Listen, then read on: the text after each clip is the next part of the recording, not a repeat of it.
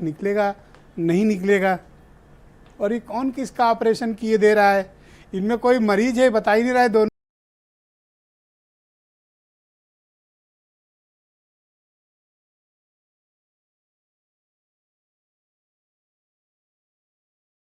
कह रहे हैं हम ही डॉक्टर हैं।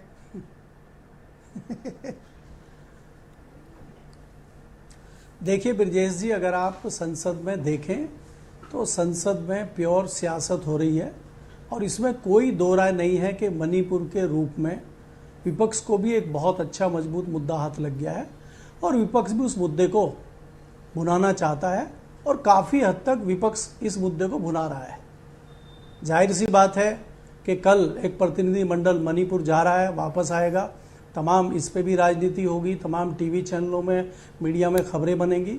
तो कहीं ना कहीं चाहे वो सत्ता पक्ष हो चाहे विपक्ष हो, इस मामले पे अच्छी राजनीति कर रहे हैं और इनको किसी भी राजनीतिक दल को मणिपुर में जो हिंसा हुई है, मणिपुर में जो मानवता शर्मसार हुई है, मुझे नहीं लगता कि बहुत ज़्यादा फिक्र है।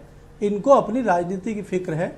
अगर इस तरह की चीज़ें होती तो भारतीय जनता पार्टी हो चाहे कांग्रेस हो चाहे अन्य दल हो, इस पर विचार होना चाहिए था। प्रधानमंत्री का भाषण भी आपने सुना, पार्लियामेंट शुरू होने से पहले दिन उन्होंने जो है मणिपुर को राजस्थान और छत्तीसगढ़ से जोड़ दिया।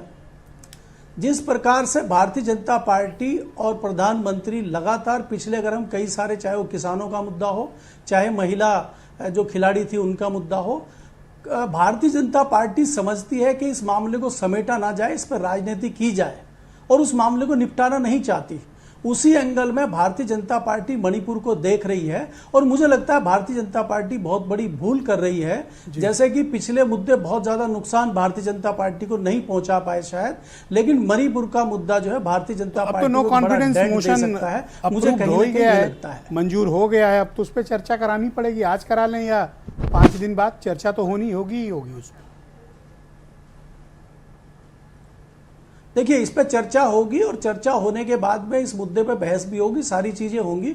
अब मैं उत्तर प्रदेश में आता हूं, दूसरा सवाल जो आपने उत्तर प्रदेश में पूछा था। जी जी जी, ये बहुत जरूरी सवाल है। उत्तर प्रदेश को लेकर बहुत चिंतित दिखाई देती है जी। जिस प्रकार से आप अभी देखेंगे कि पिछले 2-3 दिन से लगातार गृह मंत्री अमित शाह जी मध्य प्रदेश जा रहे हैं, तो 2 प्रदेश अभी उनके टारगेट पे हैं।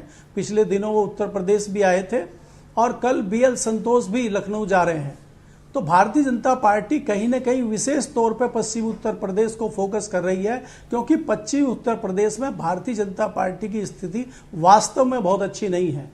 इस प्रकार से देखा जाए, अगर समाजवादी पार्टी और RLD का गठबंधन मजबूती के साथ यहाँ पे रहता है तो भारतीय जनता पार्टी को बड़ा नुकसान होगा। उसी को लेके भारतीय जनता पार्टी कैसी बात कर रहे हैं? संजीव बालियान जैसे लीडर है उनके पास लाया जाए, इनको क्या जरूरत है RLD और जयंत चौधरी की? नहीं, संजीव बालियान ठीक है, संजीव बालियान जितने बड़े नेता हैं भारतीय जनता पार्टी के पास, ठीक है, वो बात है।